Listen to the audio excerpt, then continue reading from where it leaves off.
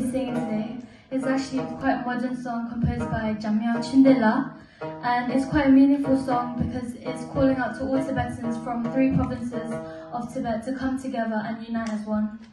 This song is called Punda Tso. My first introduction to this culture was actually because of our 2 artists. You know, when I first heard their songs, it really touched me. You know, it really touched me, and I could learn more of their culture through their songs because they were singing of their culture. You know, they had lovely voices, and instead of, like most people, using your singing voices to shoot for fame, these were 2 young ladies, 2 young girls really, who were using their musical talents to be cultural ambassadors. And that's what you want. You know, you want people who use their gifts to better humanity, to be a type of vessel to share knowledge instead of shooting for fame. And I remember listening to one of their songs, you know, and they were speaking in their native language, and I didn't even need to know what they were saying. I didn't need to know the language because the music spoke to my heart. Of course, the English subtitles did help a bit, but the most important thing was that they were, as I said, they were using it not to, you know, glorify themselves, but to express their thoughts and feelings of how much they love their homeland, how much they love their particular culture. So without further ado, ladies and gentlemen, representing Tibet, coming straight from school, the Tenzin sisters. The Tenzin sisters, welcome! Fantastic. All right, let's get them all. We need your mics. So yes, like I said, they're very active in their community, the Tibetan community. You can find their channel. Their dad's not with them today. The dad's actually in India, but their father and I, we've been conversing for months, and you know, they're very grateful. But I'm even more grateful for them. They were telling me, you know, Tom, we haven't really done something like this before. You know, we haven't really performed. I said, what are you talking about? I've seen your videos. You performed to thousands. But they're like, no, because Tibetan people. I was like, come on, you're fine. You are pros at this. I was telling them, whenever they're singing on YouTube, I sing along with them. You know, so it's really touched me, their music and song. There's Auntie, their mother there. I'm sure she's proud of them. So yes, we're going to listen to some of their cultural songs. They will introduce the songs they will sing so you can follow in understanding what they're speaking about as they'll be singing in their native. So, do you want me to give you the mic so you can... Please, thank you. Hi everyone, and Dashtile. My name is Tibetan Traditional and I'm 17 years old. My name is Tibetan Traditional and I'm 15 years old. First of all, I'd like to say thank you for having us here. And so today we're going to be singing 3 songs. Hope you guys enjoy it. The first song that I'm going to be singing is a Tibetan classical song, and these songs became widely popular during the 16th and 17th century in central Tibet. And these Nangmat dishes they often refer to Tibetan Buddhism, Buddhist morals and imageries. So this next song is called Doshe Zibil Hamupudi. Thank you.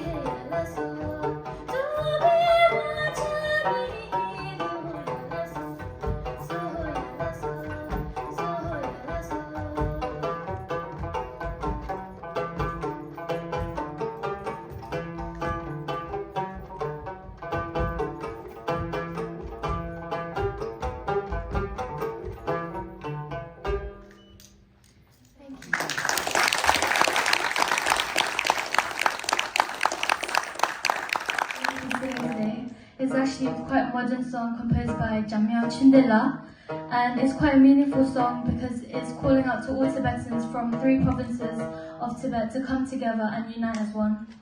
This song is called Punda Tso.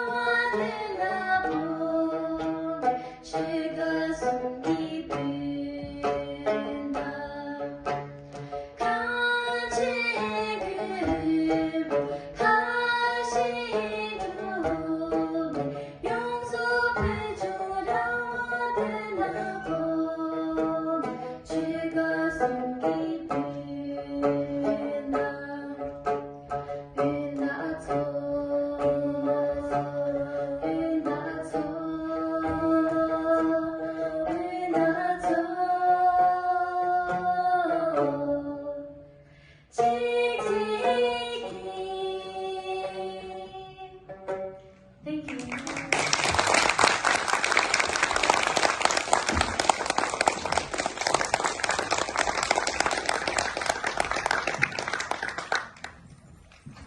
Tenzin sisters, give them another round of applause. Thank you very much. We're going to see it very soon. Okay, now we're there. You know, we've done well, ladies and gentlemen. We've done absolutely well. Listen, clap for yourselves. Please go clap for yourself. Come on, go clap for yourself. It's been a great audience.